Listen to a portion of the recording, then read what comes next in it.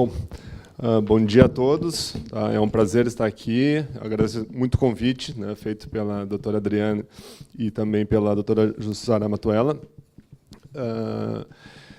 É um momento bom assim, discutir. Eu até quero fazer essa apresentação, vou tentar ser um pouco mais breve para dar espaço para algumas perguntas, né, que eu acho que sempre é importante ter interação com todos, né.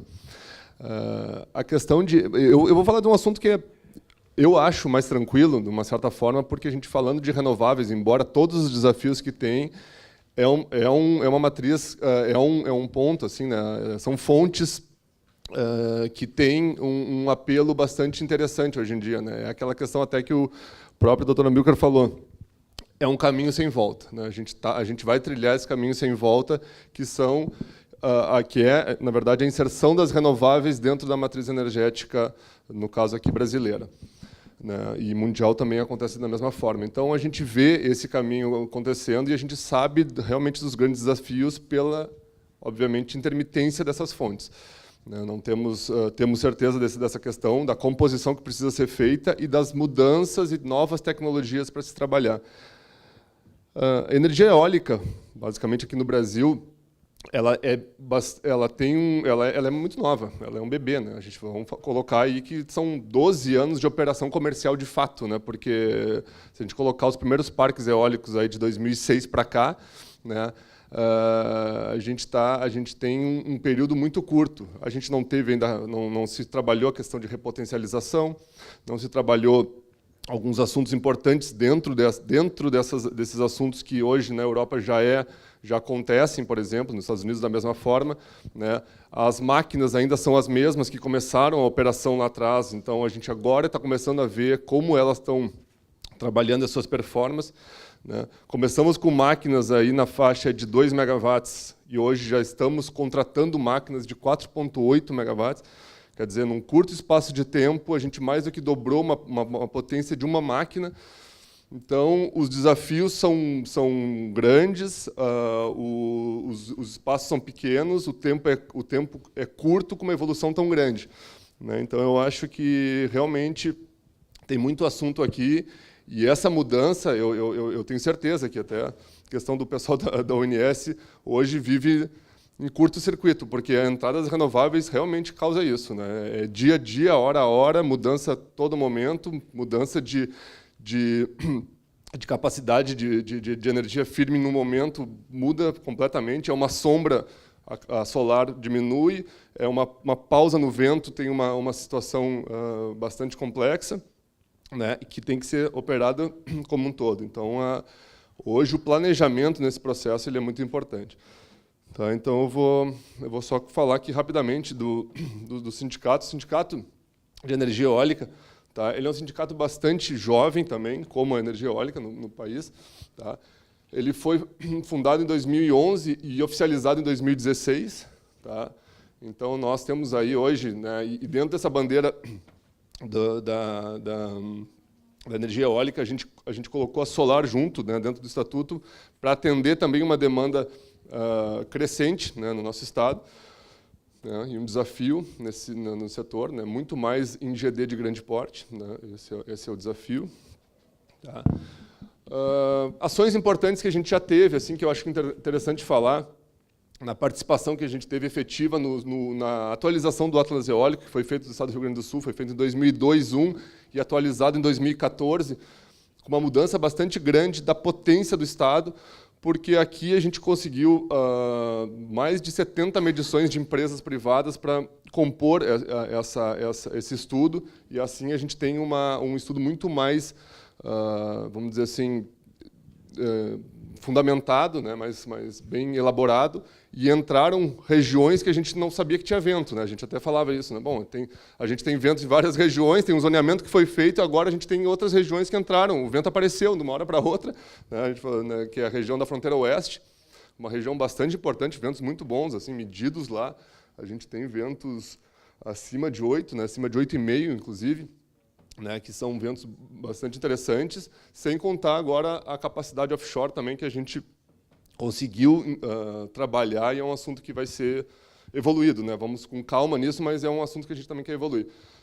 Então, o zoneamento eólico também é uma questão que a gente participa bastante, né? Que a gente, aqui no Rio Grande do Sul, a gente tem um diferencial muito grande, que a gente trabalha muito os licenciamentos via RAS, quando se fala de licenciamentos para parques eólicos, né? Então, que seriam os relatórios ambientais simplificados.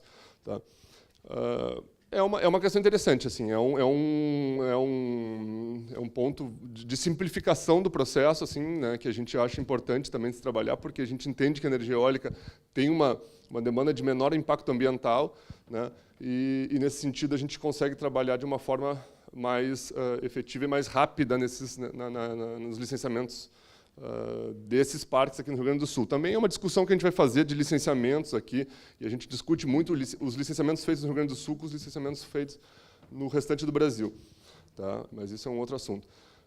Questões que a gente participou também, remoção da restrição do plantio de arroz, né, e isso servia para outras lavouras também, né, que se tinha, né, tinha uma restrição específica, então tinha que deixar uma área não plantada para se perceber se havia morte de aves ou não havia morte de aves, né, que a gente resolveu, que a gente conseguiu tirar essa restrição, porque isso aqui impactava diretamente o nosso trabalho. Né? Imagina, o proprietário rural que está acostumado a trabalhar com lavoura, o negócio dele é arroz, o negócio dele é soja, o negócio dele é milho, começar a ter restrição para plantar por causa de parques eólicos, era um absurdo, e a gente concordava, não, isso aí não faz nenhum sentido. Então, a gente conseguiu tirar essa restrição, os estudos agora ambientais não têm esse tipo de trabalho, tá? Foi um trabalho um pouco exaustivo, mas se conseguiu, então é um assunto também que foi trabalhado muito fortemente pelo sindicato. Né? A participação efetiva na redução das licenças ambientais, que no Rio Grande do Sul eram muito grandes, ainda são altas, mas a gente conseguiu hoje, nas LPs, nas licenças prévias, ter 70% de diminuição do valor e nas LIs 50% de diminuição do valor. Nas LOs não, mas a gente entende que LO já é um parque em operação, aí já tem uma mudança. Né? O problema é no risco. Quando a gente vai estar falando de LP, a gente não sabe nem se esse parque ainda vai ficar de pé. A gente está começando um processo e tem que pagar fortunas, na verdade, para ter o licenciamento. Tá? Conseguiu essas reduções, valores muito melhores agora, né? E era um processo que ia ser temporário. A gente já trata como definitivo, porque os nossos custos ainda são um pouco mais altos do que no restante do Brasil. Né? E aí que a gente fala, né? Quando a gente fala da matriz, a gente fala de leilões regulados, a gente está fazendo competição nacional. Então a gente não pode ter a gente não pode ter valores muito mais altos para competir nacionalmente, né? Daí já desequilibra a competição. Alto nível de relacionamento junto à FEPAM, isso é sim, e FAM a gente tem, né, e a gente consegue solucionar muitos problemas, inclusive a gente está conseguindo trabalhar realmente junto com eles e junto ao CONSEMA e uma atuação bastante importante com outros órgãos, Fiergs, Farsul, né, e entidades específicas que nos auxiliam nesse processo. Né. Agora a gente está fazendo também uma parceria junto ao SENGE para aumentar, né, esses players no setor. Participamos das tratativas dos prazos, né, de aumento de prazo de licenças, porque antes as licenças prévias, por exemplo, eram de 2 anos renováveis. Né? Pô, a gente sabe hoje que os projetos eólicos, né, para acontecer, o mínimo de tempo... Hoje a gente já tem que medir ventos durante 3 anos, isso é básico. Né? A gente vai começar um projeto, são 3 anos, 36 meses de medição de ventos só para cumprir o regramento para participar de um leilão de energia, por exemplo. E as LPs tinham 2 anos, então a gente tinha menos tempo do que o tempo que a gente precisava para medir. Então já era uma licença que se buscava para se renovar, né, não fazia muito sentido, né, para buscar uma LI, né, que também era uma questão que é uma discussão que a gente tem até hoje. Né. Bom, LI para nós, e na verdade deve ser assim para todos os empreendimentos, é o quê? É a licença de instalação. É no momento que tu consegue vender energia, consegue ter uma contratação que vai acontecer esse projeto, vou ter uma LI para implantar, porque é para isso que ela serve. Né? O que tu tem que ter antes? Antes tu tem a LP enquanto não está contratada a energia, enquanto não estiver pronto para a obra. Né? Mas com o formato que era anterior, de ter uma LP de 2 anos, renováveis, se buscava sempre LIs. Hoje existem parques já com LIs e ainda não estão contratada a energia. É uma situação que tem que ser agora regularizada, mas com o advento dessa mudança, pelo menos dos prazos, a gente agora já tem 5 anos de LP e depois 5 anos de LI para atender uma demanda de tempo necessário para amadurecimento de um projeto eólico que a gente sabe que levam em torno aí de 5, 6 anos para acontecer. E no nosso estado, antes dessa assinatura da SPE do lote A, mais tempo ainda, né? Porque a gente já faz aí desde 2014 que esse lote A está para sair e agora as obras vão ser finalizadas aí com prazo para 2022. Né? A gente fala, é sempre uma Copa depois, né? A Copa de 14, agora foi a Copa de 18, mas na de 22 a gente está com esse processo finalizado. Tá? Então, outro assunto que a gente tem, e hoje à tarde a gente tem uma assinatura, inclusive, sobre isso, que é reuniões com a Secretaria de Minas e Energia diretamente para trabalhar uma mudança no processo de leilão.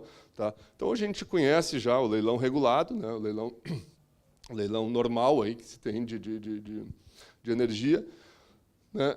E nosso pleito específico é trabalhar com uma autossuficiência energética regional, que a gente fala, ou seja, buscar leilões regionais. Tá? Por quê? A gente também tem hoje demanda do mercado livre, crescente, obviamente, e muito bom, né, para o setor, né, cada vez mais, mas o nosso entendimento é que os leilões regulados nacionais, tá, eles vêm num processo tão competitivo, tão complexo, né?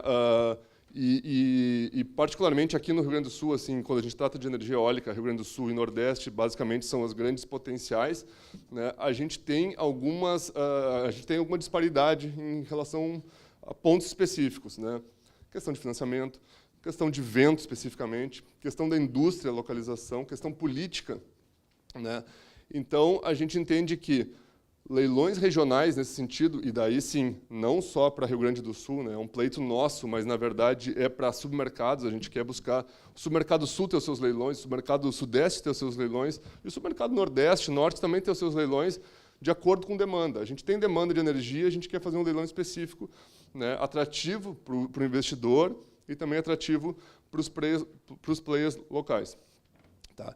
Essa é uma demanda que a gente tem, já fizemos um estudo, inclusive, através de uma consultoria específica, né? Vamos apresentar hoje à tarde para a Secretaria de Minas e Energia do Estado, né? Na presença de todos os empreendedores que participaram desse trabalho, e aí sim a gente vai começar a divulgar esse trabalho e buscar parcerias, já que a gente já vem tendo agora de algumas associações, né, importantes que estão se colocando à disposição para entrar junto no processo, né. Era um pleito nosso, mas que a gente quer abrir mesmo. A ideia é essa, era ser um embrião para tornar essa questão importante e de fato, acontecer, né. Então, hoje a gente tem algumas associações importantes querendo já entrar nesse processo. Eu recebi algumas ligações que foram boas, né, pela repercussão que já se teve. Tá? E outro ponto aqui seria a questão dos licenciamentos ambientais, né, que a gente está também trabalhando na questão do novo zoneamento do Estado do Rio Grande do Sul, para a gente ter, de fato, um entendimento junto à FEPAM, né, do que pode, o que não pode, onde de fato a gente vai ser através de RAS, ou vai ser através de EIA-RIMA, ou vai realmente ter uma situação específica, tem aves endêmicas, tem área de unidade de conservação, né, enfim, porque a gente também tem que trabalhar o seguinte, a gente não trabalha simplesmente o projeto, né, o empreendimento, a gente tem que trabalhar as linhas associadas e aonde a gente vai conectar. Porque muitas vezes a gente tem uma situação de projeto boa, mas o trajeto até o ponto de conexão pode ter uma situação não tão boa de inviabilidade ambiental que não nos permita conectar, né? Infelizmente, a gente precisa da tomada, né? Então, a conexão ela é fundamental nas subestações. Tá? Bom, aqui também é um ponto assim, na questão dos objetivos do sindicato, como a gente trabalha, né? Basicamente, atuamos muito forte na questão da efetivação dessas obras do lote A, né, que eram fundamentais, né? A gente falava isso, né? Desde 2014 a gente pleiteava essa questão, por quê? Porque a gente estava já com uma demanda crescente de projetos ficando prontos e a gente não tinha como participar de leilões, a gente não tinha como vender essa energia por não ter conexão, né? Então, um pleito de infraestrutura básico, né, que a gente fala assim, né, daí começa toda aquela discussão da infraestrutura, das questões como eram, como foi licitado, né, enfim, não é nem querer entrar nesse complexo jogo aí do processo, mas que o Estado realmente ficou à deriva durante esse período aí de 2014 a 2018, sem saber aonde poderiam conectar os seus parques, né? Então a gente realmente não pôde competir, né? Tá, então esses são pontos importantes, tá? Aqui uma lista de associados hoje já do sindicato, né? O sindicato ele é novo, como eu falei, ele teve seus momentos difíceis, né? Nessa época aí de falta de conexão, foi uma época bastante complicada, assim, ele vem numa crescente de associados, né, são muitos desenvolvedores, são geradores, empresas de prestação de serviço, né, empresas ambientais, empresas jurídicas, né, que são fundamentais para o processo nosso, né, de trabalho no regulatório, no trabalho na questão jurídica ambiental, né, então são os nossos principais parceiros. Tá. Bom, aqui entrando um pouquinho já na questão da matriz energética, e eu acho importante aqui, quando a gente coloca uma ideia da matriz, né, e tudo o que já foi até falado anteriormente, eu acho que é importante só citar o crescimento da matriz energética nacional, como é que vai ser, né, o que foi em 2016, onde a gente vai chegar em 2021, né, com 166 GB de energia instalada. A questão que o Dr. Amilcar colocou muito bem, né, que o Brasil, por uma opção também de renováveis, por uma opção, né, nesse sentido de fontes, a gente tem uma potência instalada muito grande, mas uma potência física, né, de uso, né, que seria quase metade disso, né? Então é um trabalho a se trabalhar muito fortemente, né, como ele já também colocou, né? E uma tendência, né, das hídricas realmente darem uma diminuída no processo, né, ao longo do tempo, né? As eólicas vão ser crescentes, né, é um fato. Solar da mesma forma, né, solar vai crescer bastante, né? A gente vê nesses leilões já a alta competitividade que tem com preços realmente baixos e entrando no processo, né? Térmicas a carvão é uma questão de discussão, né? A gente também concorda, de uma certa forma, nós trabalhamos com renováveis, a gente entende esse ponto como sendo nosso ponto de luta, de fato, mas a matriz de base ela é importante, a gente concorda, e a gente tem aqui no Estado para trabalhar, então também entende da sua importância, né, para o sistema. Né, e outras fontes aí, como elas vão se caracterizar no Brasil, né, e numa situação que como é que vai ser trabalhado, tá? Aqui já é um estudo feito, né, pela Bloomberg, né, de valores, né, de como esses valores vão ser, né, trabalhados, tá? Aqui são em dólar, na verdade é uma composição, mas só para a gente ter uma noção de como as eólicas já vêm, né, com valores, e aqui no Brasil, então, nem se fala, né, a gente tem valores realmente altamente competitivos no setor, né, e para ter um comparativo aí da cadeia. Tá? Aqui, então, o resultado de leilões. Tá? Aqui é só para ter uma base de como foi aqui o ano de 2014, né, um ano bastante interessante. Depois o de 2015, né, com uma demanda de contratação menor, né, 2016 muito ruim, tá? A eólica nem entrou em 2016, foi o único ano que a eólica não teve uma vitória de projetos, né, de empreendimento, né, de contratação de energia, desculpe, tá? E 2017 de novo com um crescimento, tá? Aqui focando muito no gás natural. O gás natural foi uma das matrizes que cresceu bastante no país, né? E eólica voltando a acontecer, né? Depois de 2014 para 2017. Tá? Bom, aqui uma relação, eu acho também importante, depois eu estou colocando um pouco Brasil, um pouco Rio Grande do Sul, mas é interessante fazer esse comparativo. Né? O Rio Grande do Sul em cinza, né? Então a gente vê em laranja o Nordeste, né? O crescimento do Nordeste na matriz energética eólica. Tá? E o Rio Grande do Sul. Os grandes momentos do Rio Grande do Sul foram 2011 e 2013, né, de contratação aí, que teve 1,3 gigas aí, né, foram o grande boom nosso aí nas contratações de mercado regulado. Tá? Como é que a gente entende esse mercado hoje em dia? Né? A gente sabe, se a gente for pegar, então aqui depois de 2014, que é uma pequena ampliação de 48 megawatts em Santa Vitória, não se teve mais vitórias em leilões de energia no mercado regulado. E é uma tendência, né, a seguir nesse caminho no mercado regulado. Tá? Por isso que a gente está trabalhando muito essa questão de contratos dos leilões de autonomia energética regional e Mercado Livre. Mercado Livre, sim, deve crescer alguma coisa aqui para o Rio Grande do Sul com projetos específicos. Tá? Preços, isso aqui está muito atrelado a isso, o porquê da gente não estar mais vencendo. Tá? Ou seja, começamos com preços lá em 2009 bastante interessantes, né?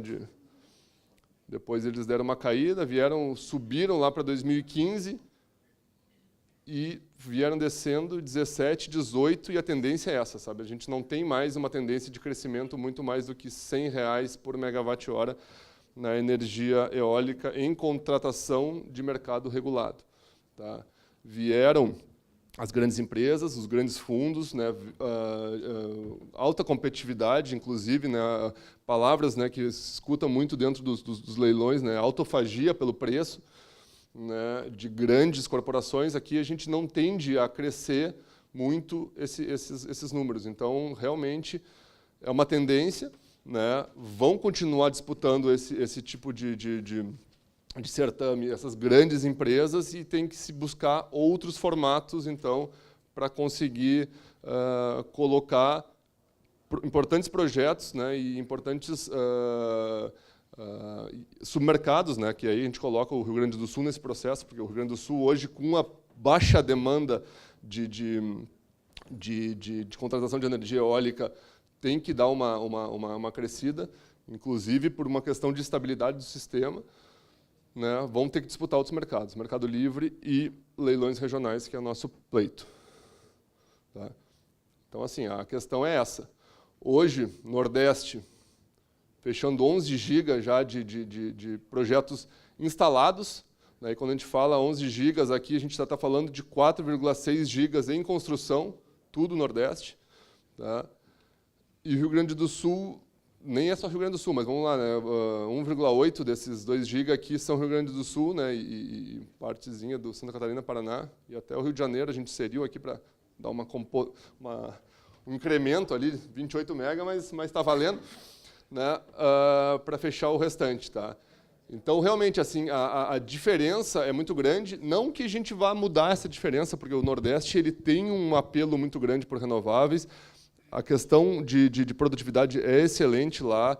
A questão geopolítica também, tem toda uma organização de cadeia lá que favorece, né? A questão do financiamento, BNB, então, nem se fala. Mas o que a gente entende é que um pouco mais de crescimento a gente vai precisar aqui pela questão de sistema. Né? Muitas vezes, né, o que a gente fala, assim, no Nordeste tem excelentes projetos, né, mas que tem lá seus 50 quilômetros de distância das subestações, 80 quilômetros de distância das subestações, 100 quilômetros de distância das subestações, e a gente tem projetos aqui no Rio Grande do Sul a 12 quilômetros da subestação, 10 quilômetros da subestação, embaixo da subestação. Né? Quer dizer, essa é uma situação que a gente briga muito. Por quê? Porque tá ali, a logística tá fácil de acontecer. Né? A gente precisa, a gente sabe, né, da questão, mas aqui a gente tem projetos de 40% de fator de capacidade em relação a projetos de 55%, em alguns casos específicos 60%. Não tem dúvida, é um fato. Isso a gente não nega. Né? Nós também somos empresário do setor, a gente tem projetos no Nordeste, a gente sabe que a gente está falando de diferença de preço, de produtividade, mas também a gente entende que existe a questão logística e infraestrutura como um todo. Né? Então, hoje a gente vai ter, com essas obras da Xangai, né, com esse incremento aí de conexão de 5 GB para o Estado, a gente vai ter escoamento de energia. Né? Então, a gente sabe que tem gás para sair alguma coisa, tem térmica para sair alguma coisa, mas tem poucos empreendimentos, até na verdade muitos empreendimentos de PCHs, mas que representam volume não muito alto, né, entre 500 megawatts, talvez 600, se a gente evoluir algumas coisas, né, e eólicas, né. Hoje, só em licenciamento de eólicas na FEPAM tem 7 gigawatts, são 7.000 megawatts em licenciamento, né. A gente tem mais de 30.000 megawatts em projetos, aí, em diferentes fases, né. Então, quer dizer, demanda tem. Então é só a gente conseguir compor, né? A gente sabe que, nesse momento, com o que a gente tem também de conexão, não vai sair tudo, nem tem como, né? Mas, enfim, tem demanda. Tá? Aqui é um pouco do... Eu quis manter esse quadro aqui, né? Da evolução da energia. Tá? E a intenção era se chegar em 19 com 18 GB instalados. Né? Não se tem. A gente tem hoje, em 18, 13 GB instalados. Né? E por que aconteceu essa situação, né, específica? Né? Eu vou entrar depois na próxima lâmina falando especificamente disso, tá? Mas a gente teve uma crise bastante grande, né, política e econômica, né, no Brasil, e a gente vai ver que a contratação que só em eólica era na faixa de 2 gigawatts ano, ela caiu em 16,0, zerou, né? Então, a gente tem uma situação ali de uma mudança que agora a gente está tentando restabelecer. E se a gente for falar dos 18, os 18 a gente até atingiu, né? Voltando aqui, pegando, né, os 13 instalados, mais os 4, né, em contratação, a gente tem, mas a gente não tem instalado tudo isso, né? A gente tem algumas coisas que são a 6, aí, então até 2024 vão estar instalados. E fora os outros projetos que estão entrando. E uma das questões importantes é o seguinte, não é só mais contratação no mercado regulado que está acontecendo. O mercado livre vem crescendo muito fortemente, né, e leilões específicos da cadeia estão acontecendo. Aconteceu em junho da CEMIG, vai acontecer de novo um novo leilão da CEMIG, né, vai acontecer um leilão específico da Casa dos Ventos, quer dizer, vão ser leilões que estão fugindo da questão do mercado regulado em si para a gente trabalhar outros formatos de leilão. Por isso que a gente percebe que espaço tem para novos formatos, novas formas de contratação, e a gente entende que mercado livre para nós e autonomia energética regional, né, leilões específicos, contratações por submercados, são formas de se trabalhar. Né, são ferramentas importantes para estar contratando energia. Tá? Aqui tem um ponto importante. Tá? Eu acho que essa é uma lâmina aqui que eu vou só explicar um pouquinho. Tá? Então, pegando... Aqui a gente está pegando até 2015. Tá? Vamos basear nesses dois quadros aqui. Tá? Né, dos leilões de energia. Aí são todas fontes de energia, né, como é que se contratou, né, e colocando ao lado a eólica junto para se ver. Tá? Em 2009, se contratou 1,88 giga e só de eólica foi 1,81. Né? E aí tem um ponto importante que em 2009, quando a eólica foi entrar no circuito de contratação de energia, o pessoal das outras matrizes falou, não, deixa entrar que essa matriz é cara, essa matriz não vinga. Tá? Pode entrar. Bom, no primeiro ano, ela já quase tomou conta. No segundo ano, sim, o segundo ano foi competitivo ali, em 2010, aí sim, ela pegou um pouco menos da metade. Tá? No terceiro ano, da mesma forma, né, mas sempre com, se a gente falar de toda a contratação de energia, só, né, de 5 GB, quase 3 foram de eólica em 2011. 2012, ano bastante atípico, que se contratou 570 megawatts, de eólica foi 280. 2013, daí teve um boom de novo, né, um crescimento bastante acentuado, de 7 GB, 4,7 foram eólica. 2014, também 7,6 GB, 2,25 eólica. E 2015, 5,4 GB, 1,8 eólica. Ou seja, nessa condução de uma média de contratação anual de 4,8 GB, 2,1 de eólica. Tá? Então, a média que vinha, e contando ainda com 2012, vinha muito bem, vinha com uma meta de 2 GB ano. Era isso que era o nosso objetivo, era esse o objetivo das eólicas no processo. E aí eu quis colocar aqui, então, os anos até 2015 como vinha, aí aconteceu 2016. Aí 16, sim, aí foi um ano realmente zerado na eólica, pouca contratação geral, mas a eólica zerou, né? E depois veio, mas veio num passo um pouco mais lento, né? Então, hoje a média é de 1,8, já é de 1,8 giga, né, ano, né, se a gente colocar como média. Tá? Mas que deve crescer por esses leilões que estão acontecendo, Mercado Livre acontecendo, e um novo momento, vamos dizer assim, para as contratações de energia como um todo. Então, é um número bom, né? A meta era o 2, mas esse número tá bastante interessante, né? E o crescimento deve caminhar por aí. Aqui é só para a gente colocou para ter uma ideia, né? E aí sim, eu acho que entra aquela questão que o Amilcar colocou, né? Do formato de uma curva, né? De geração, né? Ao longo do ano, né? Então, curva de geração eólica ao longo do ano é só para fazer um comparativo, né? E mostrar o pico, tá? Ele atingiu, né? Nesse caso aqui, pico de 52% de produtividade, mas se a gente colocar na média, né, essa curva aqui, né, específica, que não é uma curva excelente, né, uma curva média nacional, está dando aqui, né, essa pontilhada aqui na faixa de 36% e na contínua 38%. Tá? Tem momentos, tem picos, né, mas na média 38%. E a grande dificuldade é aquela que também foi colocada. Né? Em que momento vai ter isso e como a gente pode contar com essa energia ao longo do tempo. Né? Essa discussão de disponibilidade horária é bastante interessante. Para a eólica é um desafio muito grande, né, de se trabalhar, porque a gente realmente precisa ter um conhecimento das curvas um pouco maior para se ter esse trabalho, né, efetivo, mas que como a gente sabe que tem que compor a matriz energética como um todo, é importante a gente tá colocando.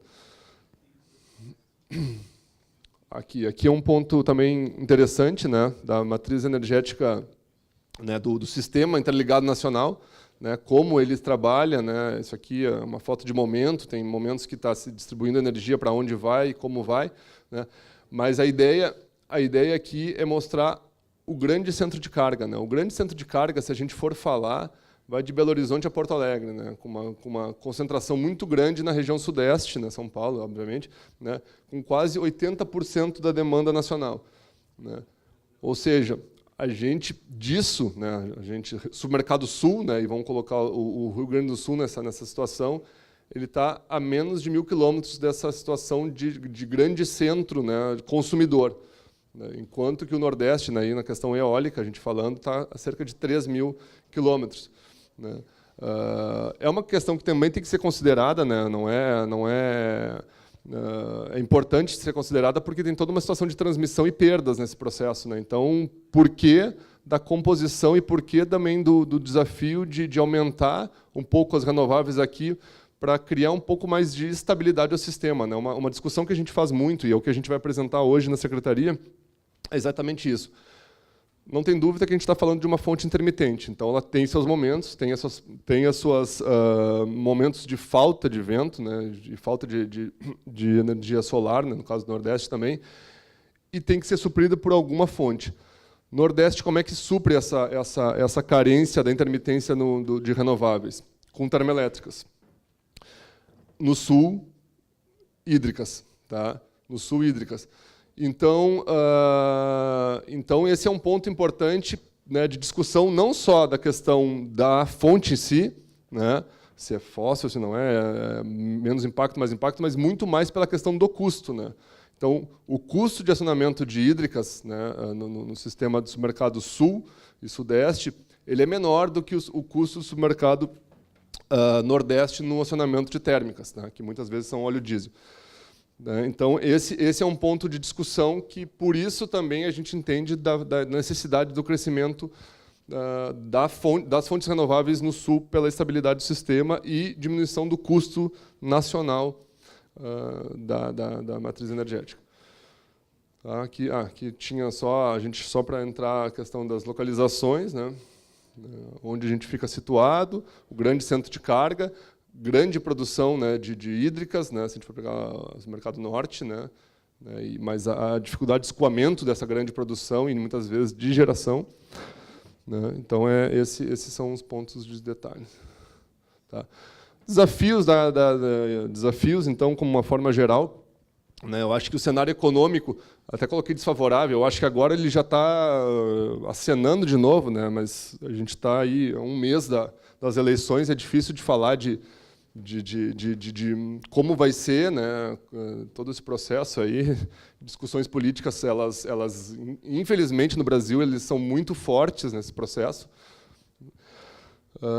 Questão transmissão, tá? Então essa questão do curto, médio e longo prazo, né, como vão ser as infraestruturas de conexão para se atuar, e são importantes de colocar no processo.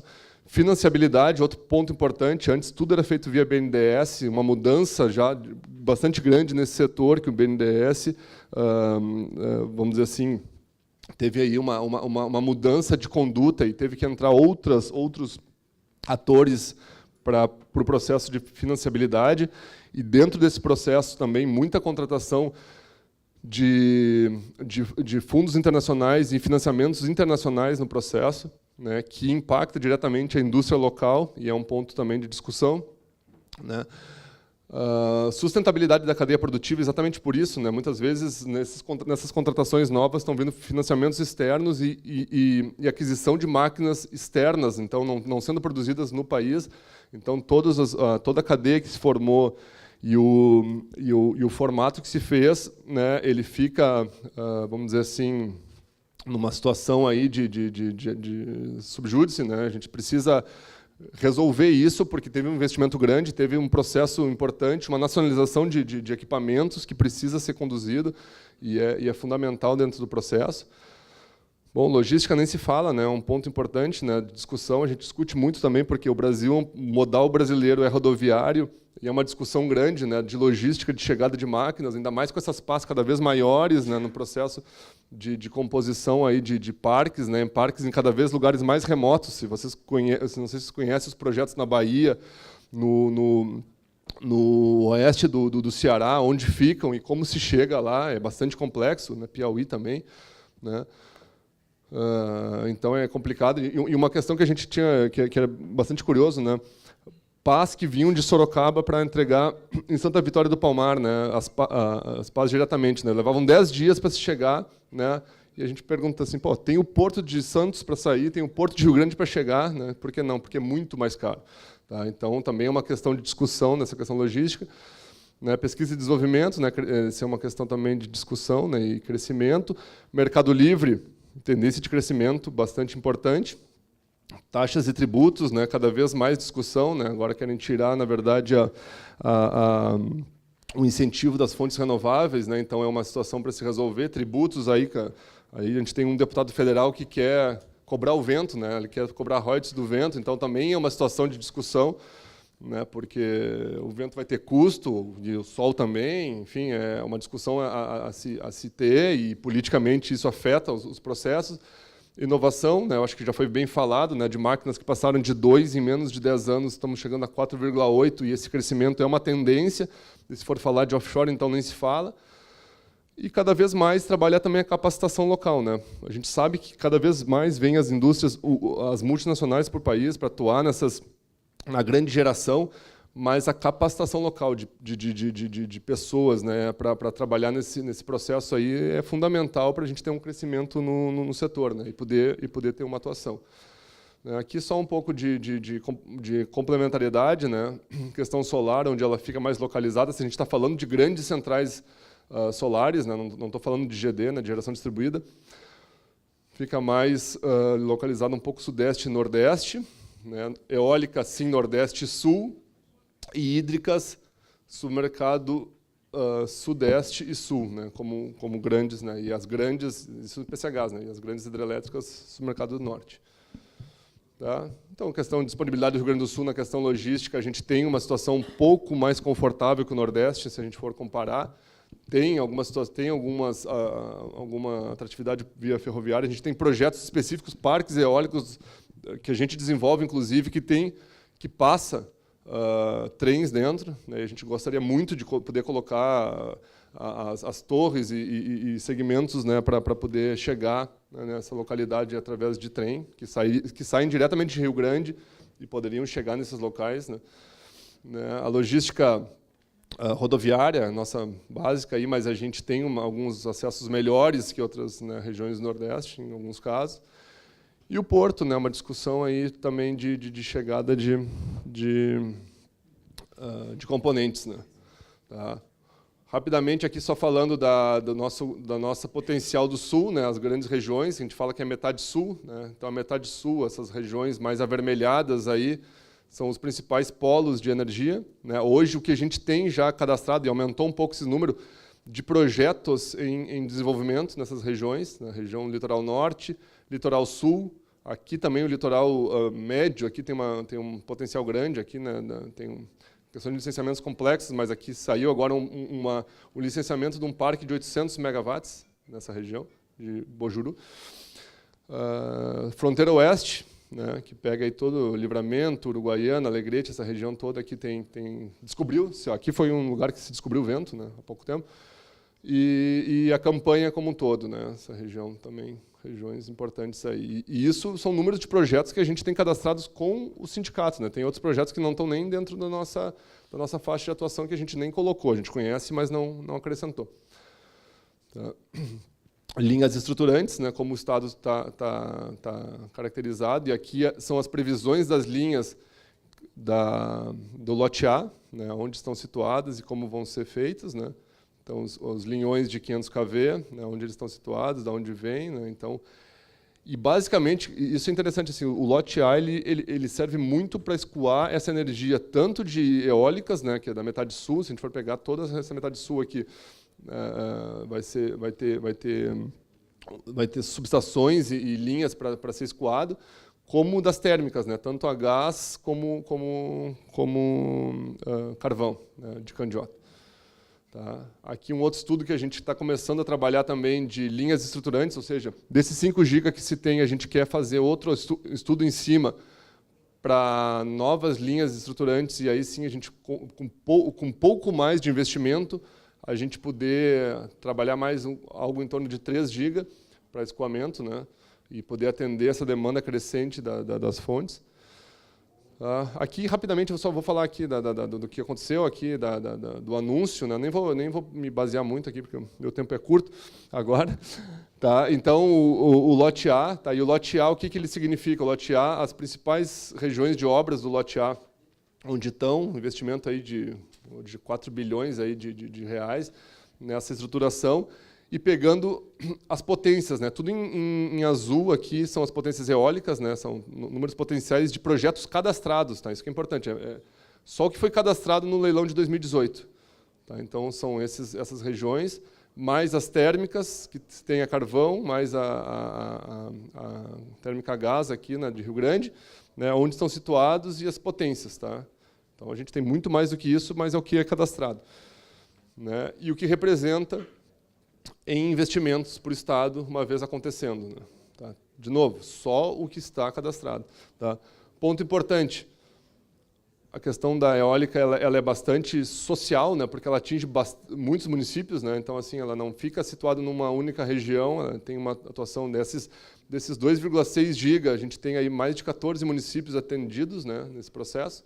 Isso é interessante. Tá? E o que representa os investimentos de cada um dos pontos, né, só com o que está cadastrado, né, e em geração de emprego para o Estado. E isso mesmo. Tá? E aí aqui a questão dos benefícios atrelados, né, a gente sempre coloca que para cada megawatt instalado a gente gera 15 empregos diretos, né, e indiretos no processo. Né, a questão também aqui de formação de profissionais, que são importantes, é multissetorial, né, a questão do trabalho das fontes renováveis. Né. Deixa eu entrar aqui um pouco mais na parte do meio ambiente, né, a questão, tá, que nem se fala da questão da fonte em si, né, o que ela contribui no processo, né, o baixo impacto ambiental também. Né, e uma questão que a gente gosta de falar bastante dentro dessa situação são os benefícios específicos. Né? Então, assim, O que a gente faz dentro dessas atividades especificamente? A gente regulariza as áreas dos proprietários, né, se regulariza tudo, se traz uma segurança local, ou seja, também a fixação do homem no campo por segurança, né, na região, uma remuneração garantida que a gente oferece, consorciada à atividade local do proprietário, que não é sazonal, né, porque as atividades de lavoura, pecuária são sazonais, mas o vento, embora tenha suas variáveis, ele acontece todo mês e remunera todo mês. Né, a melhoria da infraestrutura local, então também é um ponto importante. Fixação do homem no campo, né, que é um dos pontos que a gente discute muito, né, cada vez mais a saída para a cidade, a saída para os grandes centros urbanos, né, e com a atividade, né, consorciada, a atividade eólica, ele permanece.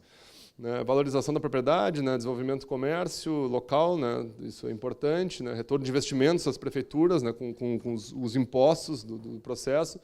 Tá? Consorciação às atividades, e isso é um ponto importante. E aqui, sempre para encerrar, eu gosto de colocar alguns parques eólicos que a gente já tem no Rio Grande do Sul, né, e onde estão situados, aqui, Osório, né, são os parques de Osório, Santana do Livramento, né, um pôr do sol bonito, né, Palmares do Sul, né, outro parque também grande que se tem lá naquela região, Tramandaí, né, outro parque que se tem, Rio Grande, Xangri-Lá, né, um parque específico da Honda, né, de autoprodução, Santa Vitória do Palmar, e é basicamente isso aí. A gente quer, na verdade, crescer muito mais esse setor. Tá, eu agradeço muito a oportunidade e muito obrigado.